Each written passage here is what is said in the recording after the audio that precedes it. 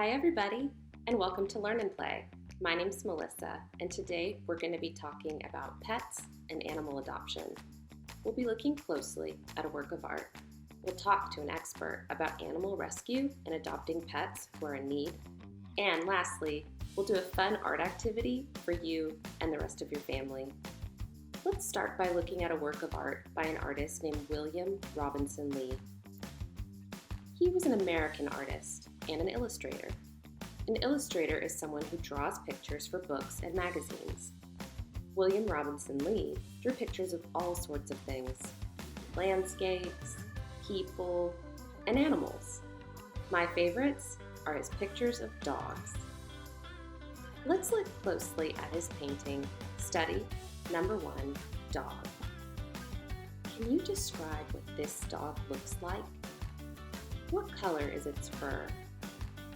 I see the colors black and yellow or gold.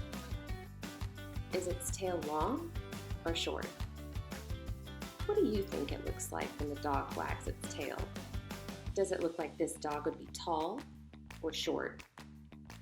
Look closely at its legs for a hint. What kind of dog do you think it is? There are many different types or breeds of dog. This one looks like an Irish Terrier to me, but it might be a mix of more than one kind of dog. What do you wonder about this painting? I wonder if the artist made this picture of a dog he saw in real life. I also wonder what this dog's name is. Can you come up with a good name? Terriers are known to be feisty and energetic. They're working dogs who guard their families and catch vermin like mice and rats. Terriers make great family pets. Do you have a pet at home? What kind is it? What's their name? If you don't have a pet at home, what kind would you like to get? Let's think of some animals that you might want to have. A dog, like this one? Maybe you like cats better. Do you think you'd ever want a snake? What about a hamster? What other kind of pets can you think of? Today, we're going to talk about adopting animals. There are lots of dogs and cats that need homes, and adoption agencies help them find new families to live with. Some of the animals come to shelters because they're lost. Others were born to parents who are strays. Strays are animals who've never had an owner and or else live on the streets or the wild. Strays are picked up by animal control or adoption agency volunteers so that they can start a new life. To learn more about animal adoption, I talked to a friend of mine from the Animal Rescue Foundation. Amber is the ARF House Manager. She knows a lot about the process of finding and caring for a rescue pet. So glad that you could join us today. Amber, can you tell us a little bit about what the Animal Rescue Foundation does? Hi guys, so like she said, my name is Amber and we have my partner here. This is Tundra. And Animal Rescue Foundation is a rescue that helps save homeless and unwanted animals that need a second chance. So we help animals that are either in shelters or they may be at owners that aren't able to keep them anymore, or they may even have like a rougher life situation that we come to help with. Now, for example, for Tundra, he came in as a nursing baby on a mama that didn't have a home. So we get lots of nursing mamas with lots of babies that need help, and that's how we have Tundra. We also are an educational facility, so we believe in teaching people to be better pet owners, and we love reaching out to kids just like you to show you how you can make a difference for animals in our community. That's wonderful. Thank you so much, Amber. Now, I see Tundra, and you mentioned that there's probably some other animals there as well. There sure are. We can meet a couple of them. We have some of his siblings here and one of his foster siblings here as well. So give me just a second. We'll bring another one in. Simon! Come here, buddy. Simon! Come on, buddy. Come here. Come here. This is Simon.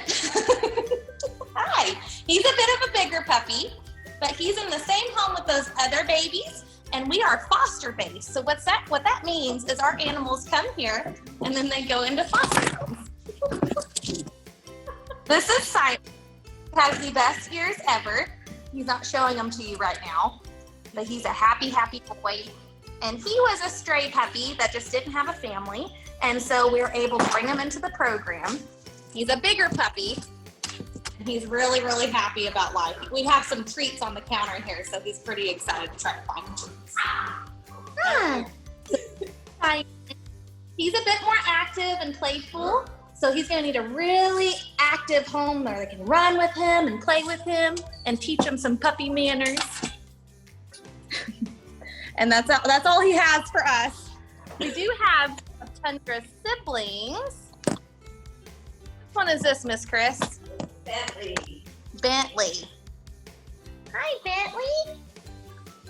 This is Bentley. Say hi.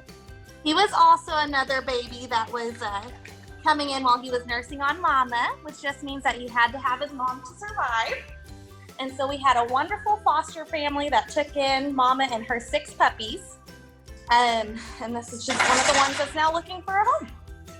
So sweet. Well, Amber, do you have some adoption tips for us? Absolutely. So when adopting an animal, it's an awesome, awesome thing, but it's also a huge responsibility. Our animals stay with us for a long time, so we have to be able to make sure we're taking good care of them.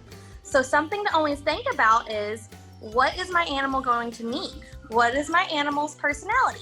So it's kind of like what we need. We have to keep them healthy first. So when we have to go in and get all those nasty shots, so do our puppies.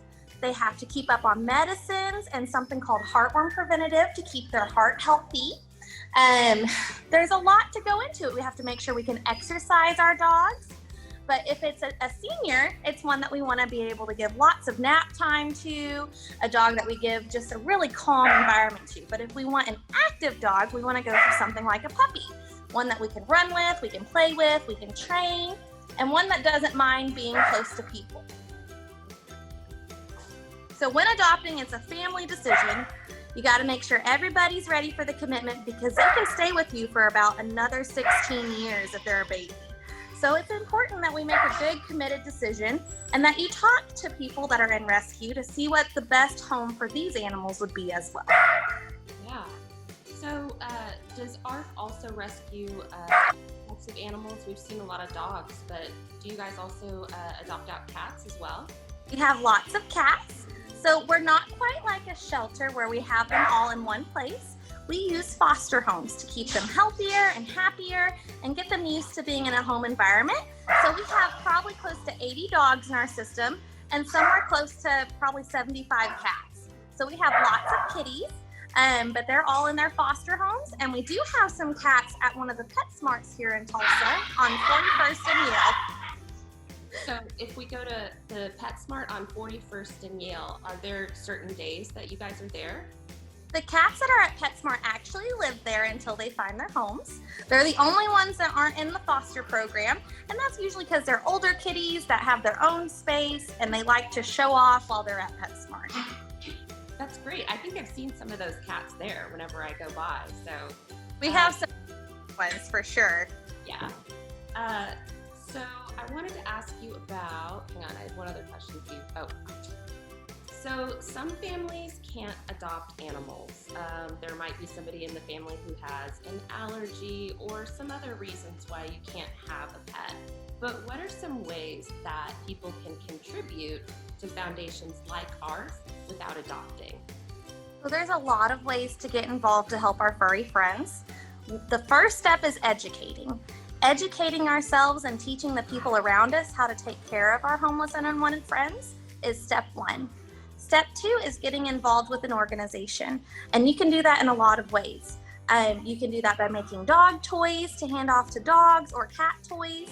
You can do that by writing, by taking pictures, using whatever you are good at and applying it to help animals. So, like here, for example, we have a walk a dog program. So you'd be able to come and love on a dog. And if you have an adult with you, take them for a walk around the park. We also have youth volunteers that help and come and love on the puppies and the dogs. There is a lot that you can do. And sorry, we have a whole bunch of kids running around right now. There's a lot that kids can do specifically because there's so much energy and they have such great ideas. We had one kid that created cards for adopters to send with them when they got adopted. And then we've had lots of kids do fundraisers and donation drives when their schools or in their churches or wherever they're involved with the community, they do it there. Another great way is to help online. And so you can ask your parents to share our Facebook information to help animals find homes as well. That's wonderful, Amber. What would be the best way to get a hold of the ARF Foundation if you wanted to do any of those things? So the best place to go is actually our website. Sorry, she didn't agree. The best place to go is actually going to be our website, which is arftulsa.org. And you can look at all the ways to get involved. So if you're wanting to volunteer, you just read our volunteer page and have your parents sign up there. And then we also have a Facebook that they can follow to kind of see all the things that we have going on. Wonderful. Thank you so much, Amber, and thanks for showing us some of the animals that are available for adoption. We really appreciate you taking the time out for us. Well, thank you, and all the kiddos out there that love our animals. We're excited to see what you can do for animals here in our community. Great. Thanks so much. Bye. Thank you. Amber had some great tips for adopting a new pet. To learn more, visit arftulsa.org. Halloween is just around the corner, but humans aren't the only ones who like to dress up. Today, I'm going to show you a fun activity to decorate a bandana for your pet. The one I'm going to make is for the dog William Robinson Leigh painted. Since the artist liked the American West, I'm going to decorate my bandana with a cowboy theme. Here's what you're going to need to get started: a plain bandana, fabric markers, and a pencil. Alternatively, you can use a swatch of plain fabric. Mine is about 21 by 21 inches. You may also prefer to use puff paint or fabric paint to color your design. Step 1. Imagine what kind of design you want to create. If you're decorating your bandana for Halloween, you might want to make the theme match your costume or your pet's personality. Step 2. Unfold your bandana and place it on a piece of paper or cardboard to protect the surface that you're working on. Step 3.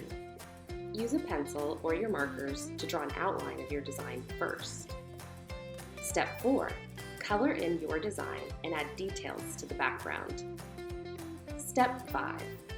Tie the bandana around your pet's neck with help from an adult. If you don't have a pet, you can tie your bandana to a stuffed animal or even wear it yourself. I'd like to thank all of the families for coming and spending time with us today. I hope you had fun at Learn and Play and that you learned a lot about pets and animal rescue. I hope you'll come back and join us next time. Until then, bye!